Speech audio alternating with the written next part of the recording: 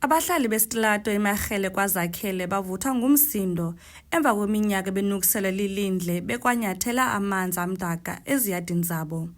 Bathi oku kwabangelwa kukugqabhuka kombhobho ohambisa ilindle. Abahlali bangaxolanga bavakalise ukuba umasipala zange awulungise lo mbhobho oko wagqabhuka ngo-2021. Ayandigqiba ke lawo uxolo bandikuchana. Ayandigqiba aphume edreyini nabhetela wemvula kodwa akho ndibhetele nalapho. Ndisenyunywini man cha kuyanuka apha. Yiyo leyo ke ingxaki mntana endinayo. Ndihlala kuwo abugqwayo bendawo fondini. Jonga uba itoilet injani kunjani ngabe bheke before ubheke itoilet ndizawuya njani mina.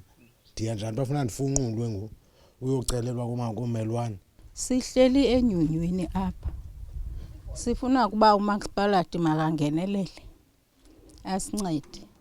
Nabakwa health uba ngaba banayo indlela.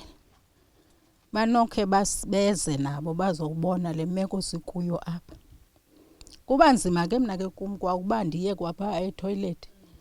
Uluntu lwale ndawo luthi kudala lifuna uncedo kumasipala kodwa kunanamhlanje ayikalungiswa le ngxaki. Siyacela abezempilo makhe bagxidike pha phezulu beze ewesi part of it sinesikhokhelo thina bewadini sonyuliwe ngabahlali okokubana sibamele andiyazi ke ngoku xa kuzaba nje ukuthi eziyadini abahlali ngathi xa bezile kuthi ngathi thina sikhathali kanti nathi sikule ngxaki inje sicela abantu bezempilo and xa umasipala ezile eyibona ba sikule ngxaki kunzima nento ba makasiphawudarishele at least asishiye eziyadini zethu kunuka kamnandi sinengxaki apha isuwa abelule esinengxaki yalo apha kule ndawo sihlala kuyo kudala sirepota kumasipalathi ufikile u-MMC ungqeza wakwa-infrastructure waza kule mizi mi-4 kwesitraqa ka-2856 2057 and 58 ukuza kwam apha belindlini uze wajonga bakwenzeka ntoni na xa ejongile wathi kuzawuthumeliswa abantu bakamasipalathi bamane bezofunxa apha kulezi kweziyadi zethu bayeza ke bazofunxa awusibona into akho ndisincedisayo kokufunxa kwale moto ethelwe kumazofunxa apha.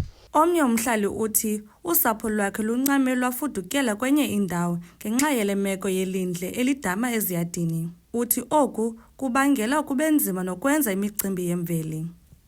Kwasikwazenza imisebenzi abantu bebehlala endlini abantwana befamily bebelapha endlini abantwana bendlini emka ngenxa yele meko bakwazi utyala khona imisebenzi ekhaya kwelichandi akwazi ukwenza njengoba nibona ngingcwaba lamanzi tsala amanzi ayaphuma leqotsela ayaphuma indlu inkona yilento asikwazi ukwenza nto phakathi kwekhaya indlu ibile naxesha phini ngawa lendlu njengoba nibona amazantsi ikumbekile iyangena ilindle abendlini sinelo ngxaki njalo.